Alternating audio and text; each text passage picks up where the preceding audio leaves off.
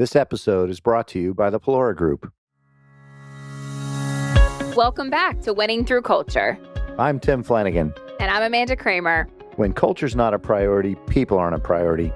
Having an intentional focus helps you as a leader remain impactful and relevant as you move your business forward. Welcome to Winning Through Culture. Well, welcome back to another episode of Winning Through Culture. I am Tim Flanagan here with Amanda Kramer, and this is a milestone in the Winning Through Culture podcast series. Absolutely is. It is our first time on video. This is 100 plus episodes in the making. When we started Winning Through Culture, back in 2020, we had a couple of ideas on what it might evolve to, and it's come way beyond that. And today is really the first opportunity we finally had to get to a format we wanted to get to, which was get to video and take our game to another level. So welcome back. And for those of you that are new to the podcast, seeing this on video for the first time, I'm sure you'll give us a little grace as we venture in to video after 4 years of being audio only. So welcome, Amanda. Excellent. So it is fun to be here. And Grace, I have to lean into that. That is a word we continue to go back to, but this is going to be a lot of fun. So I'm excited about it. So for today's episode, there is an article that I read in one of the professional journals for financial services, oh my goodness, 10 years ago. And it has just carried with me throughout my professional career. And we were having a conversation about accountability the other day, and it kind of popped into my brain. So for this episode, we're going to dissect this fable around accountability. And we're also going to lean into truly where the signs are that a culture is either progressing or where a culture potentially might be taking a step backward or might start to break down a little bit. And over the course of Winning Through Culture, we've talked significantly about the fact that we use our daily lives to discuss really what these concepts look like and feel like. So today is going to be a lot about experiences, our own personal, and then organizations and brands that we have been invested in patronizing. So looking forward to kind of hopping right in. So where we'll start is we do have a statistic, which I think is important to share around employee retention, which ultimately impacts how you would support your customer relationship. So whether you're a big business, a small business, this episode is for you. So research by Deloitte shows that organizations with a strong culture have 40% higher employee retention rates and 30% higher levels of innovation compared to organizations that do not have a strong culture, or as referenced here, a weak culture. So as we kind of hop into this discussion, I think the first point we should look into is, why do cultures ultimately break down? So I know you have some examples and some thoughts around that. So we want to kick us off and... Yeah, I think the first thing, Amanda, to really touch on, though, is when you think about that statistic, why is that a big deal? Well, turnover is a really challenging thing in any business environment. As any business owner knows, any executive knows, turnover is a real challenge because it takes an awful lot of money to replace someone, to replace the talent, to replace the institutional knowledge. So having a really healthy, engaged culture is critical to retention to reduce turnover. The other item that I think is critically important when it comes to that same statistic is that if you have a strategy in your business that you want to execute on, and you are constantly shifting people in and out of that because you can't retain people, well, that's a real problem. You're not going to execute much, and you're probably going to end up changing your strategy all the time because you got a new set of people. I'd say the third thing that is really relevant to that statistic is the reality that as you are moving down the path of building a culture in a business, there's all kinds of statistics that say, that an organization where people actually enjoy going and enjoy working with one another is a place that helps people stay. And in doing that, again, it provides a continuity that a lot of businesses, if they don't have, are going to have a really difficult time achieving whatever their objective is. And I'd say the fourth thing is, the reality is the labor participation rate in America continues to go down. It does, yes. There are fewer people in the workforce, and the competition, if you will, for talent has gotten obviously more expensive.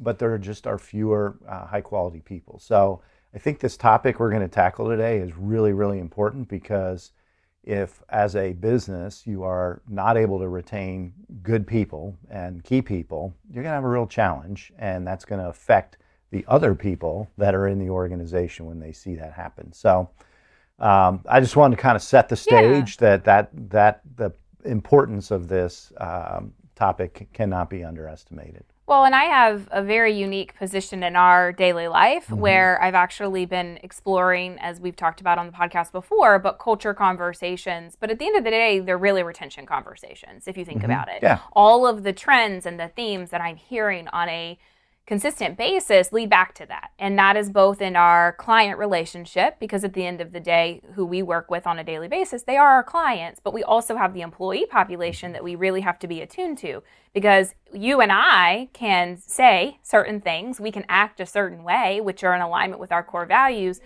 But if not everybody who's a part of the organization is in that same alignment, then the client relationship could potentially pick up on that or could suffer in some way, shape, or form. So having that transparent feedback loop is really, really important. And ultimately, if the employee retention is high, so the staff that you physically employ ultimately will lead to that ability to have high client retention too, or a repeat customer, however your business is structured. Yeah, and I think ultimately you know why people stay. I do. I'm literally asking that question right now. I'm like, so why do you keep working with us? Why are you and I know you here? don't ask it in a way that makes it sound like they should leave. Right. But you know why people stay, but you also know where you can improve. So I think that we've done a previous episode on that type of engagement with your employees to really take that deep dive, those conversations you have, which you call culture conversations. Right. I am curious, are we going to talk about the fable before we get into the fable? I think we should talk about some of the signs as to where a culture might be taking a step back. And then let's read the fable, because I am going to read it from the journal. You got to read it. Yeah. Because I want to make sure I do it justice, right?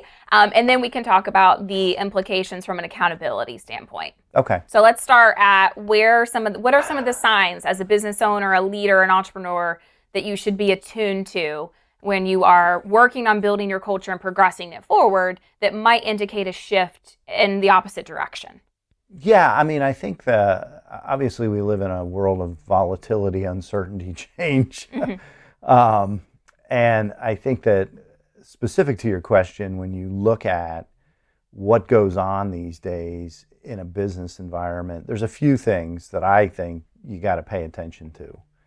If you have, as an example, a culture that's very collaborative, and then all of a sudden that starts to shut down, should be a warning sign. Oh, yeah.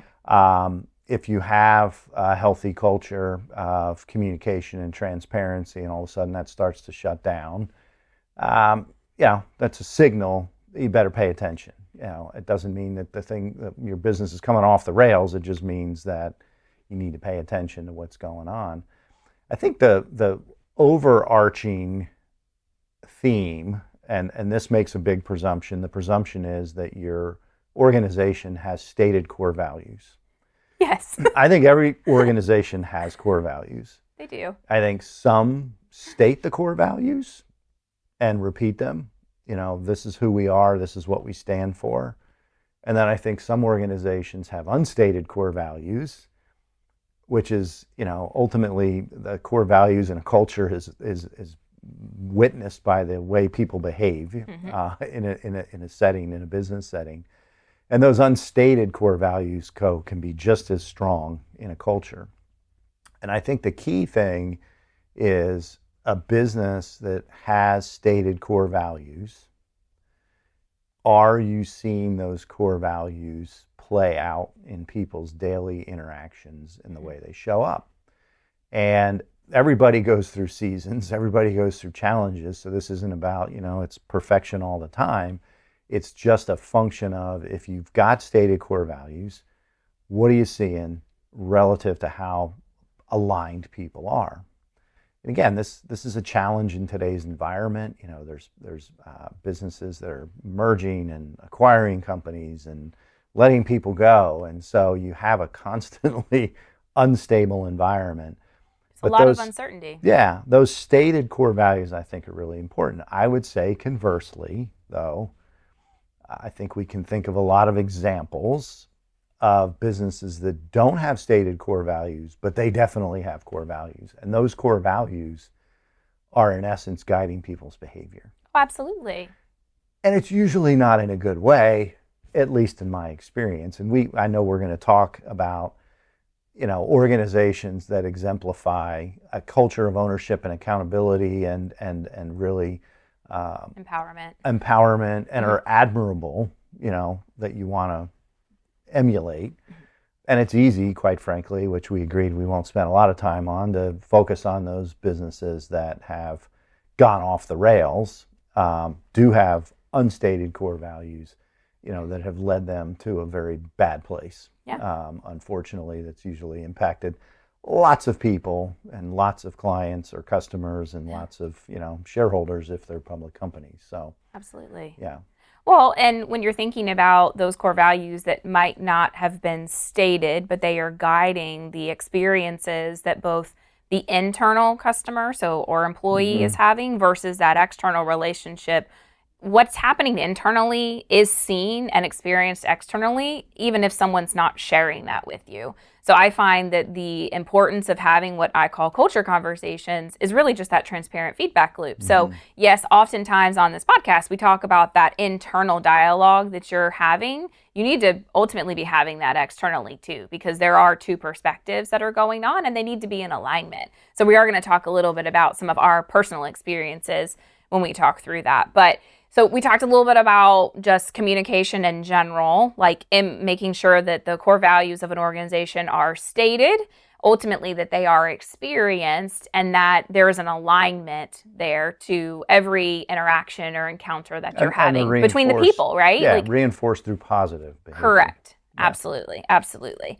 So we also touched on a little bit that there's potentially a lack of accountability could be a warning sign that we might need to address if that's some of the I think feedback we're getting. I think the point about accountability is every business needs to be profitable. Absolutely. Every business has goals to be successful. The question is, how do you get there? And I think that's the piece when you think about accountability. There is healthy accountability, which is people take ownership. They have clarity of their own personal values and how they're aligned to the business and how they need to show up in order to produce a successful outcome, win, get results, be profitable. That's I'll call that the healthy track. The unhealthy track is that business wants to win. It wants to be successful. That person wants to be successful. As a leader. In their career, as a leader, as an executive. But because the unstated values say winning at all costs is all that really matters, that's where you start to see what the real core values are. And the core values could be, we'll take a shortcut. We won't be transparent. We won't tell the truth. Yeah. We'll do whatever it takes to get where we're trying to go, no matter what the effect to the people involved. That can be insidiously hidden in a culture.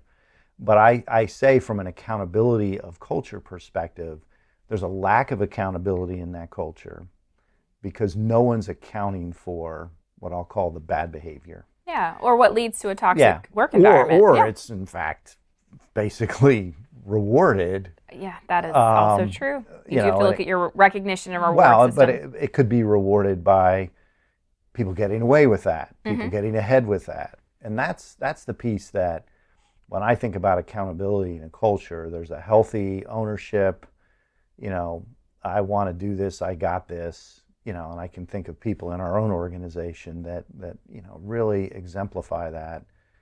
And then again, we will not go down the rabbit trail of all the businesses that I think we talked about offline that exemplify that lack of accountability in a culture because it's anything goes to win. Yeah, and I like that you say that anything goes to win. It's that you're not giving equal consideration to that internal and external impact. Well, right? There's multiple stakeholders. Absolutely. Yeah, absolutely. Yeah.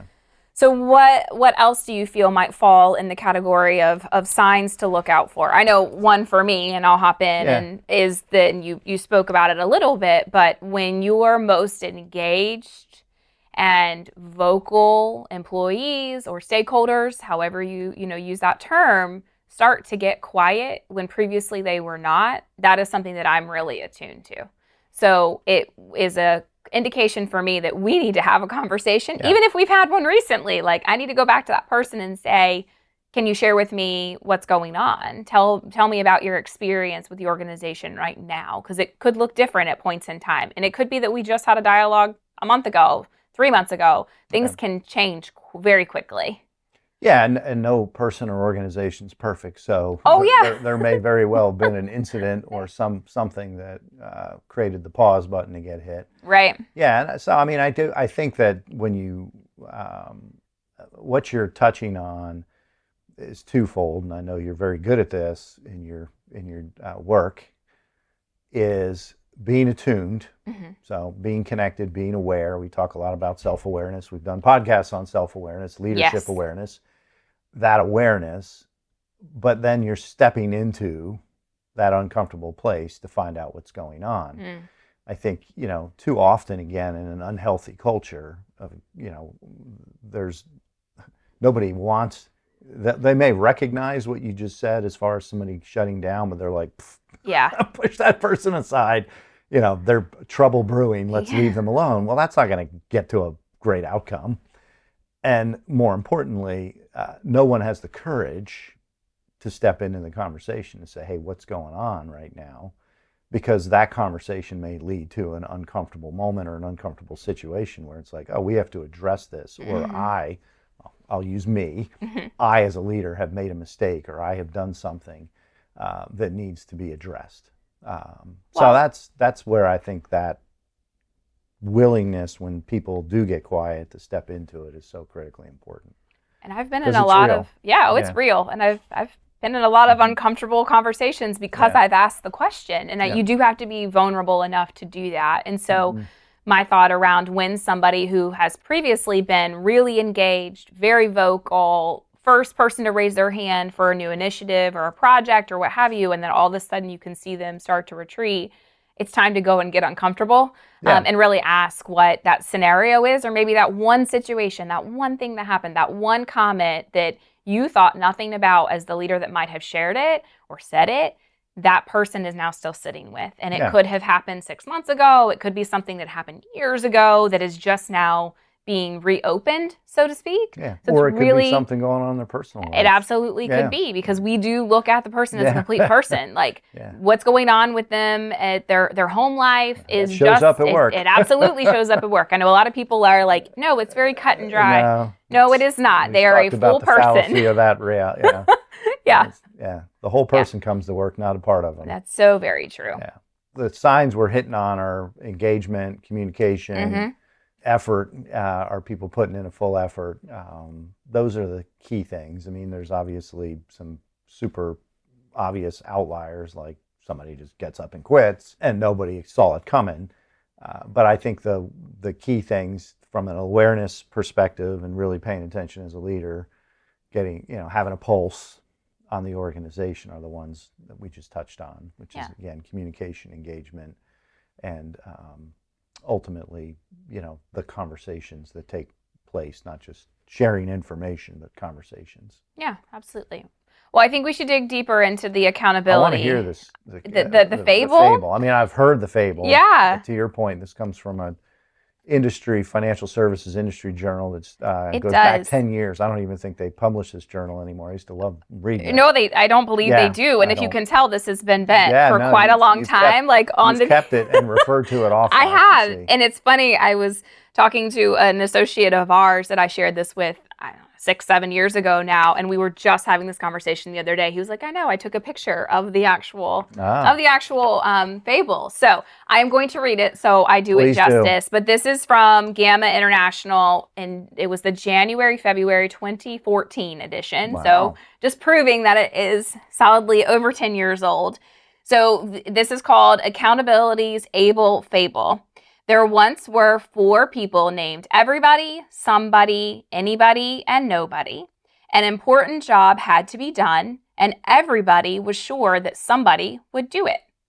Anybody could have done it, but nobody did it. Somebody got angry about that, And because it was everybody's job, everybody thought anybody could do it and that somebody would ultimately do it. But nobody realized that everybody thought somebody would do it. It ended up that everybody blamed somebody when nobody did what anybody could have done. So if that doesn't make your head hurt. I know. That's why I said I have to read it. I have to read it. I'm glad you didn't memorize that. Yeah, exactly. Well, maybe I'll work on memorizing this. No. That's But it's something that has sat with me because oftentimes in culture, people assume that that's somebody's job, which, yes. It always is somebody's job. There's always somebody. Exactly. But it's everybody's responsibility. And there's always everybody. And anybody could do it, right? So you talked about environments that are either, I'm going to say positive or lean more on the other side to potentially becoming toxic, that it is in every single person, every single part of your human capital in an organization is responsible for ensuring that your culture can progress. Yeah, and right? What jumps out at me, though, with this little fable is you got to have clarity. Oh, you do. You got to have clarity in what it is we actually are speaking of, what it is we are trying to accomplish. Yes. What is anybody's role, what is everybody's role, what is somebody's role, and what clearly is nobody's role. Right. And that's, I think, where most businesses and cultures get in trouble is they haven't defined any of that. Yeah, was a lack of clarity around vision. So now anybody is somebody, is nobody, is everybody. Yeah. Yeah.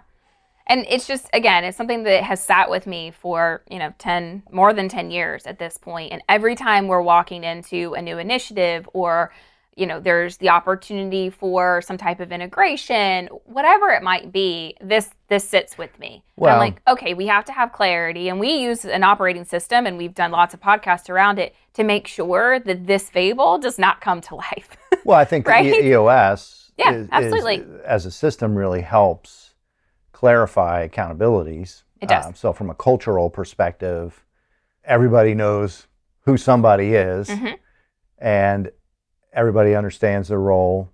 I mean, that obviously sometimes gets murky. I mean, we were dealing with that in the business yesterday. I was like, let's go back. It's a constant conversation. This person's been here a year.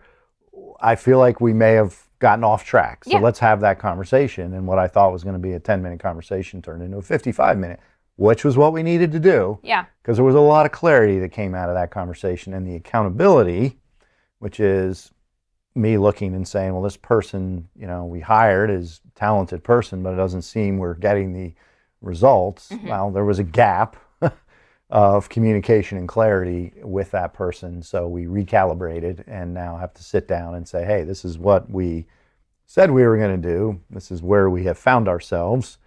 And now we got to get back on track. And I think that's the key thing that jumps out at me when I hear this fable again, is the clarity is either there or it's not.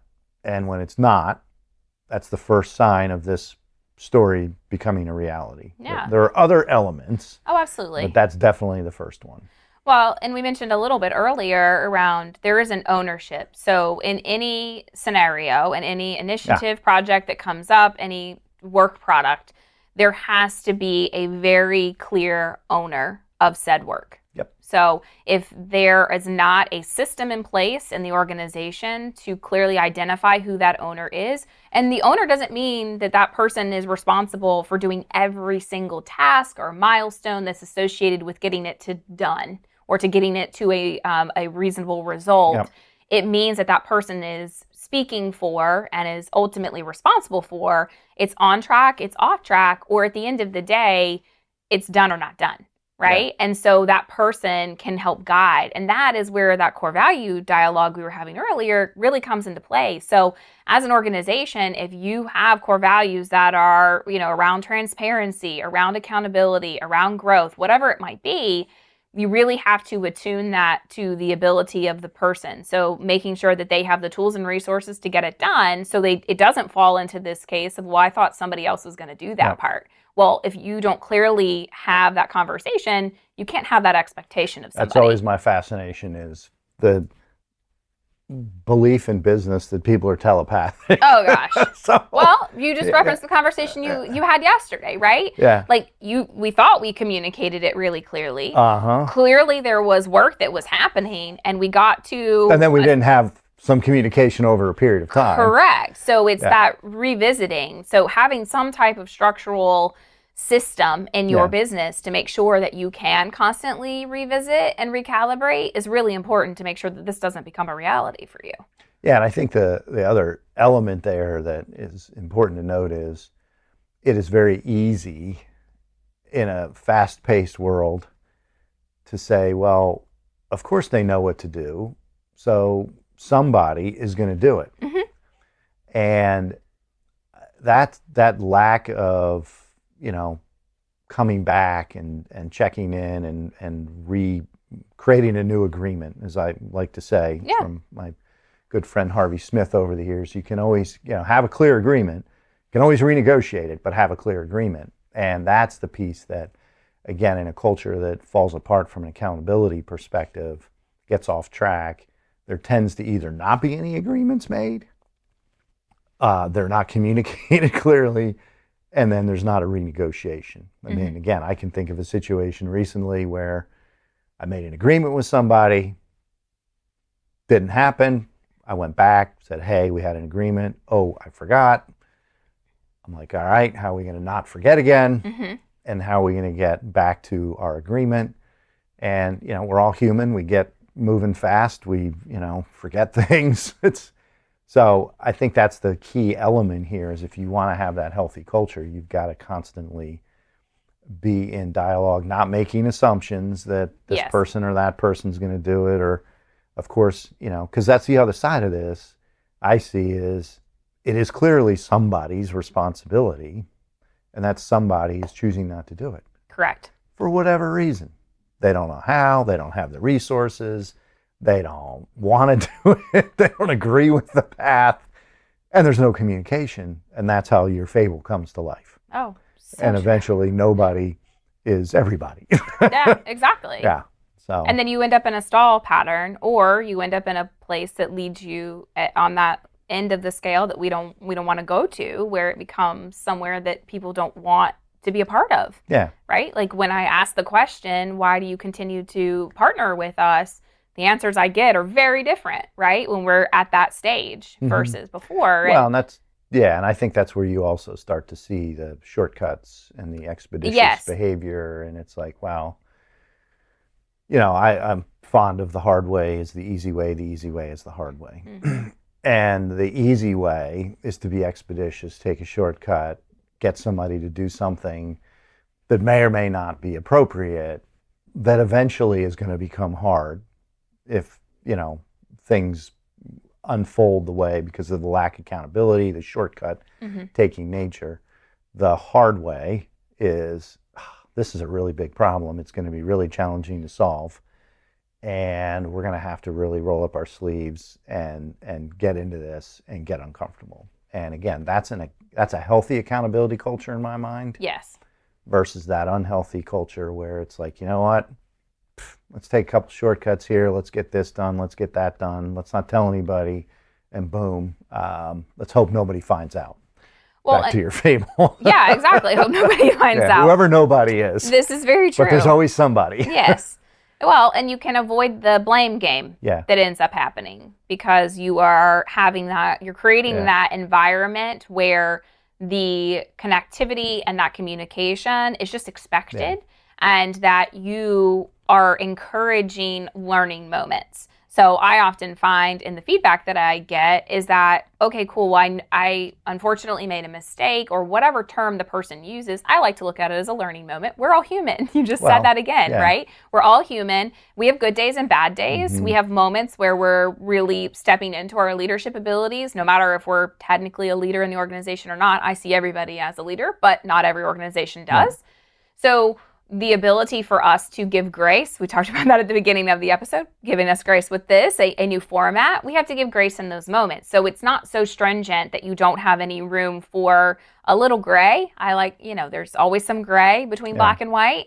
But at the end of it, you have had and created whether it's quarterly, whether it's monthly, whatever works for the size organization that you have, where there should really be no surprises. If you were constantly coming back and revisiting that conversation, that you shouldn't be like, oh my goodness, that's how that person feels right now. Like those signs we discussed, we should be able to have them pretty immediately and be able to address them so it doesn't become a larger issue where the frustration comes out and somebody starts to blame somebody else and people are unable to take accountability for what has been identified for their role. Yep. Yeah. Yeah. Well, I think on the other side of it, let's talk about some experiences that we've had with either brands or organizations or our daily life where the core values have truly been stated, revisited, experienced, and lived that have really shown that progression towards evolving an organization. Accountability ultimately leads to experiences, or a lack of accountability leads to experiences. There's both sides. Yeah. Yeah. And my dear friend, Mr. Steve D'Annunzio, has a great saying, leaving others valuable experiences, which is love. Right. In his coaching, he's very focused on making sure that the person he's coaching is, how are you leaving others with valuable experiences? So you and I chatted in preparation of this for some of the organizations that we've encountered through our daily life that have created great experiences. We're going to touch on two of them right out of the gates. Yep. But we're going to share our experiences kind of to illustrate from a cultural perspective some of the things you can do to really create an ownership accountability culture. Yeah, and I was sharing with you the experience. So we currently have a class of interns that are actually going to graduate very soon with us. And I was working through the EOS model with them. And part of that, right, is that we're crafting that structure both at a business level, but also providing them with an opportunity to do that for their personal lives. Because they're at different phases of their collegiate career. They're either stepping into that next year in college or they're stepping out into the workforce. And so it's really important to come back to that. And so when we were talking about core values, because that's part of it, is to actually write down and articulate in the shortest number of words possible what your core values are, that you can say it looks like this and it does not look like this. And so one of the examples as we were discussing it was brought up of Chick-fil-A. And everybody has their opinion on whether you like their chicken or you don't like their chicken. You stand behind them as an organization or you don't. And that is fine. Everybody has a right to that.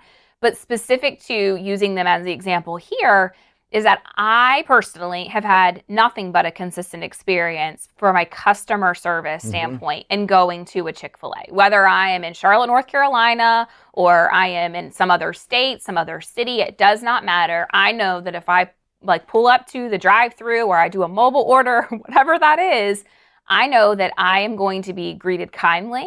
I know that they're going to do what is right to make sure that my order is correct. And I know that I'm going to get a consistent exit experience. It is always my pleasure. Yes. I've never not heard my pleasure. And I am one of, I don't even know how many customers they have, but they got a lot. They got a lot. So think about the drive-through. I know go to the drive-through at lunch. Exactly. They're 2 lanes. They're wrapped around the building. Well, and the one that's closest to us, they literally made a drive-through only because they originally had seating, and they needed all of the parking lot to be able to shift people through, so they didn't have the traffic issue. And there's still a traffic issue.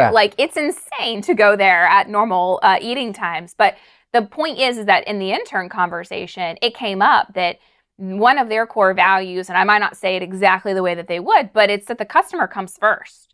So I was just reflecting on that because that is a very important element that we experience as going and being customers of theirs. And I know that about them. Yeah. I expect that from them. But that is something that is rewarded inside of Chick-fil-A internally. And so the intern that I was speaking to had actually worked at a Chick-fil-A and talked about their training program.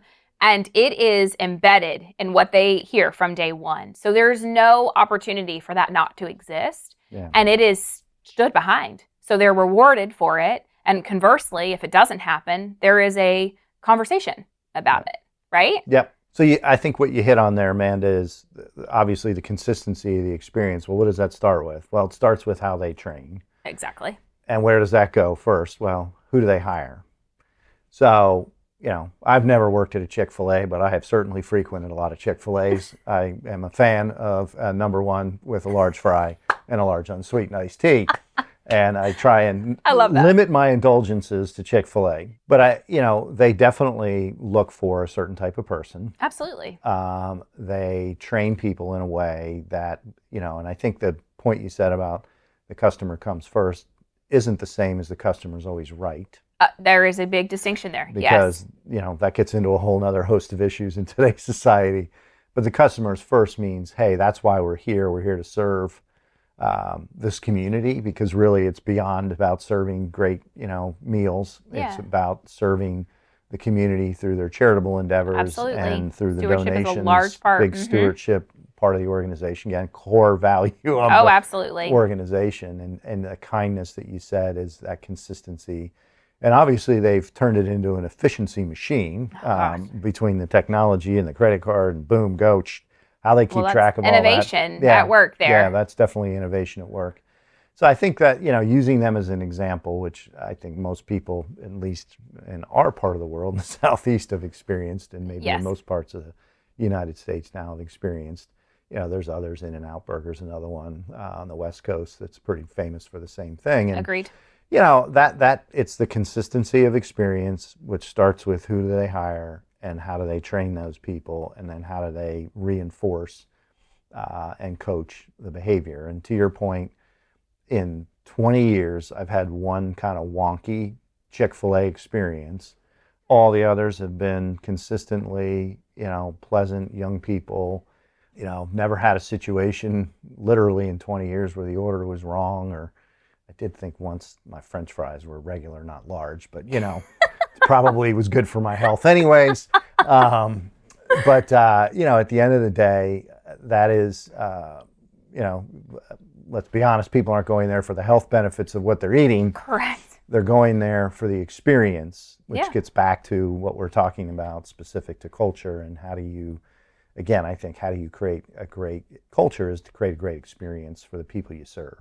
Absolutely. And, we're not going to go down the trail of bad experiences. I mean, anybody that's flown in the last couple of years has got stories. I know I've got them by the dozen these days. My joke is you don't want to travel with me, because if you do, you're going to get delayed. It's like no matter where I'm going or when I'm going, it's a rare moment anymore that I have a smooth flight. So, yeah. And I've just become accustomed to it. It's not a great experience. I mean, I've got a trip coming up next week that I was going to fly to. I already bought a ticket, and I decided I'm driving because my last experience, I can't afford the for delays. That to happen again. Yeah, my window of time for this trip and the importance of the trip's too narrow. But that is the other side, is an experience, and in some cases, weather is not in anybody's control. It's not in the airline's control. Right. But there are other things, maintenance. My most recent flight was a maintenance issue, and then that flight, got canceled, and then the next one got delayed for whatever reason. And the domino effect at that point. I got home safely, so I was happy. Right. I just missed a few meetings. You bring that up, and it's all you now have lowered your expectations.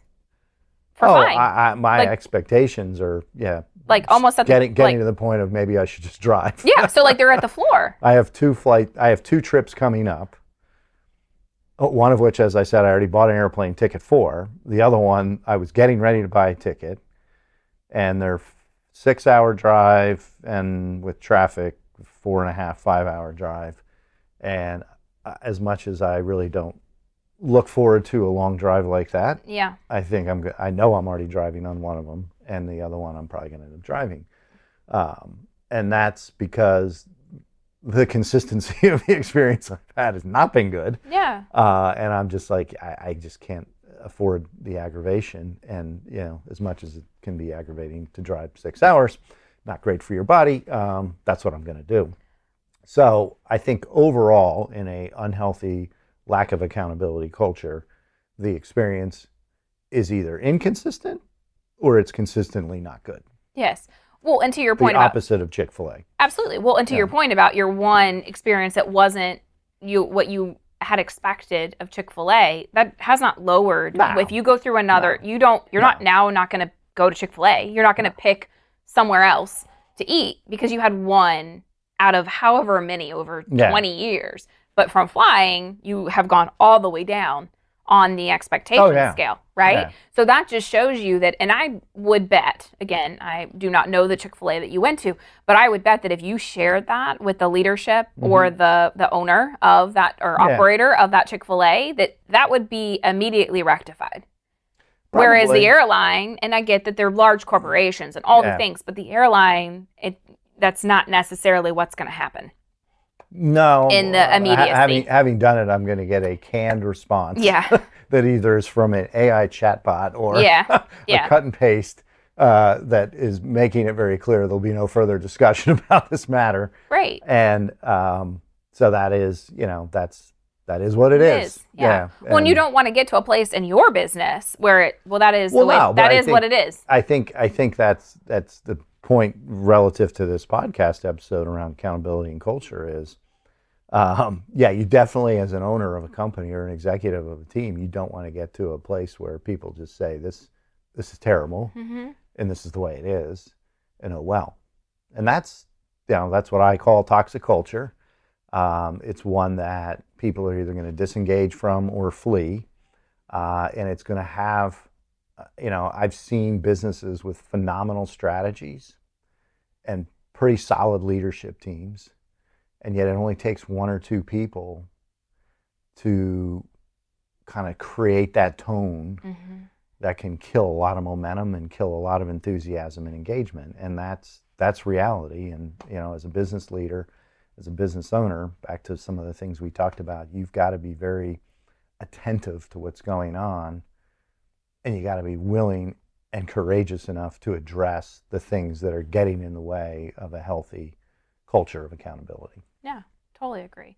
Well, and another example that we were talking about, and everyone I think at this point, right, has stayed in a hotel. It doesn't matter really what brand, but one experience I know that you've personally had, and I learned about this recently, was, and this goes back to that ownership and that empowerment of those that are part of your team, is that at Ritz-Carlton, if there is an incident that, let's just say, negatively impacts a individual who is staying, they have employed a certain dollar amount per person per incident that every single associate at that Ritz-Carlton can go ahead and take action through without having to get that next level of approval. And so, and the dollar amount is, let's just say it's approximately about $2,000 per person per incident that person that is working at the Ritz-Carlton can draw on to make sure that they are able to rectify for that person staying. I know you've personally experienced it, so maybe share a little about what that's like, right? I being the receiving party of that.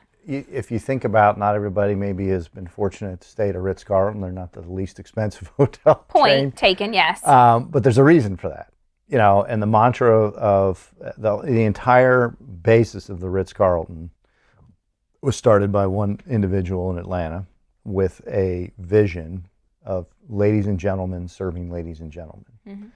And so it was about the experience. And my own personal experience, I've stayed at several Ritzes, and at the end of the day, all hotels are a place to sleep and get ready for the next day and whatever important event you have or whatever celebration you're having.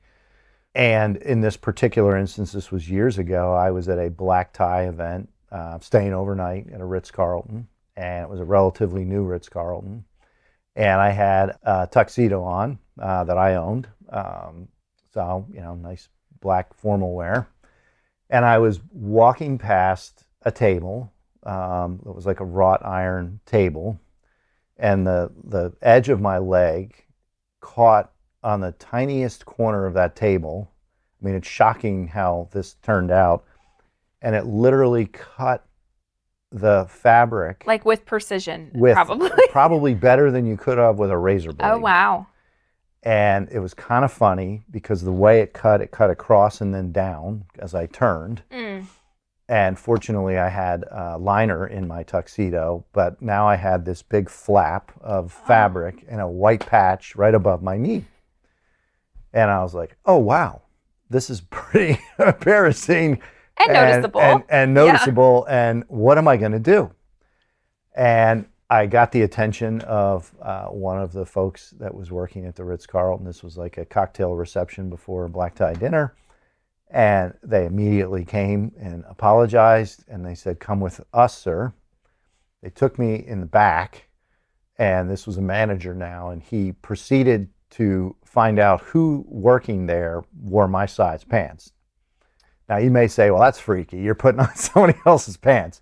I got to be honest with you. I didn't think about that at the time. Yeah. So I don't know that. Yeah. I want to acknowledge that, yeah, that's kind of weird because they all had black pants on. They were not obviously formal wear. So I get a pair of pants for me to go to this event. Right. Because we're not wearing the torn up pants that I had, which, by the way, could not be repaired. I was like, well, it's so precision. Maybe they can.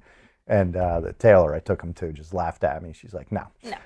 But, a little heartbreaking. But what happened was they actually, and I don't know how they did this, they got me a pair of pants, not somebody that worked theirs, and came and got me later in the event, gave me those pants. So now I had my own pair of pants that, black tie type. Again, it was dark, so you couldn't tell. And I talked to the manager at the end of the event. I go back. There's already a note in my room apologizing, letting phone number, get in touch with me, and I'll send you money. Tell me what we owe you. I didn't have the receipt for this thing. It was relatively recent purchase for the event, but this was 20 plus years ago. It was, $500, $600 tux. It wasn't, $5,000 tuxedo. Right. And, I just told the guy, I said, I don't know, I think it was this. I got home from that event and there was already a check in the mailbox for $1,000 and another apology note. So, I think about that experience back to what we were talking about, leaving others valuable experiences. Absolutely. I mean, they obviously probably needed to, sand down the edges of this new table they had since it was razor blade sharp. But the way that was handled, from the minute I brought it to their attention all the way through, it was very calmly. It was, professional. And here I am talking about it over 20 years later.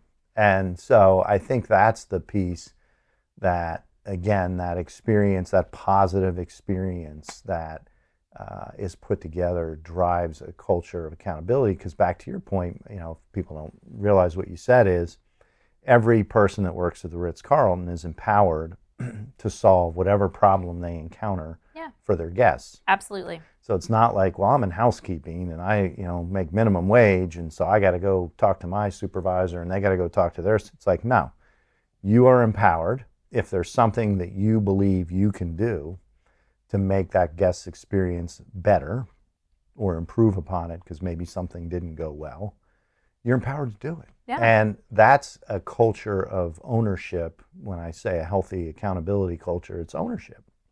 Because now you are empowering everybody in the organization, irrespective of their role, irrespective of how much money they make, irrespective of their educational background, their life background. You're giving everybody an equal footing to say, you are an owner in this experience, and you are empowered to do what needs to be done to make it better.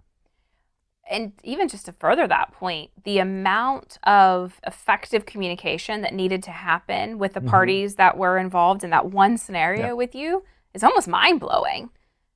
Like, from a standpoint that the manager took you back there to find somebody that had the right pant size, and then somebody, and it might have been him, I don't know, but then somebody went and purchased you pants and brought them back, and you had a note in your room, and there was already a check in your mailbox when you got back. Like, the connectivity of all the parties at play there just speaks to the fact that they're all in alignment with that core value. Yep. There was no, there was no deviation. No deviation. Back to somebody, everybody, anybody, or nobody. Put that experience through that lens, and I would have been walking around with a pair of pants with a flap down. True. And I would have thrown them out and had to go buy my own new suit.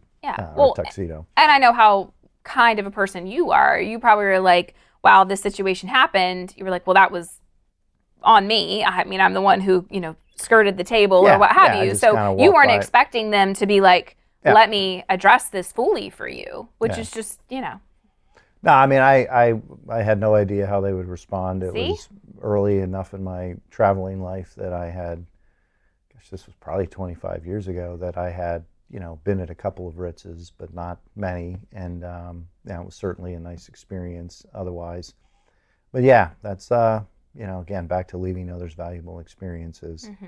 And I'll stay away from my airline stories, I promise. But I think everybody probably has an airline story. I feel like you can go to the negative side that's what fairly I'm saying. quickly. We all have those stories too. Right. So it's what you choose to focus on. Correct. Yeah. Absolutely. Yeah. Absolutely. Yeah. Yeah. So I think as we break down this topic of ownership and accountability in cultures, there's a really clarity around what is a healthy ownership culture, which is, hire the right people, you train them properly, equip them to do their job, give them the resources they need to do that job, have absolute, constantly reinforced clarity over what it is that is the objective of that business, and looking at it again through the lens of an experience. Right. I was again asked recently in our business about situation, and it was interesting as I'm saying that is I explained it not through metrics, not through, tracking. That's all important, by the way. Oh, absolutely. I described it through the experience I wanted the advisor to have. And it was like, oh. And I was like, I get the metrics, but that's not telling me anything about the experience they're having. And so an ownership culture is focused on that experience. It's focused on communication, collaboration. It's focused on core values. It's focused on living those core values, not just giving them lip service.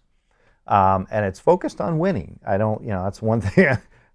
Well, it is winning through culture. It is right? winning through culture. Yeah. So I want to, make sure it's winning, but it's not winning at whatever cost or winning at whatever expeditious shortcut manner can be taken. Yeah. And it's harder. It's back to my hard easy. The hard way becomes the easy way becomes the hard way. And I just implore everybody listening to this podcast, business owner, executive, individual, take the hard route, create a culture of ownership and accountability, know that it's going to get off the rails, have the courage to jump back in and get it back on the rails. And, as we always say in this podcast, culture is a living, breathing, everyday thing that needs attention. It's not a write it on a piece of paper, put it in a cabinet and forget about it.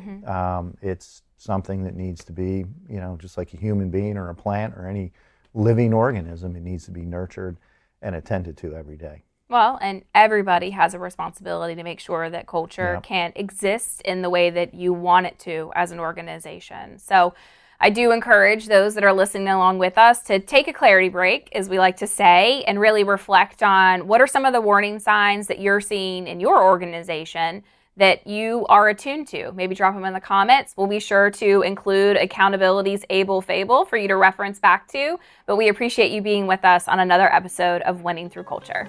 And our first full video episode. So Yay! Thank you everybody for being with us today, and we'll see you again soon.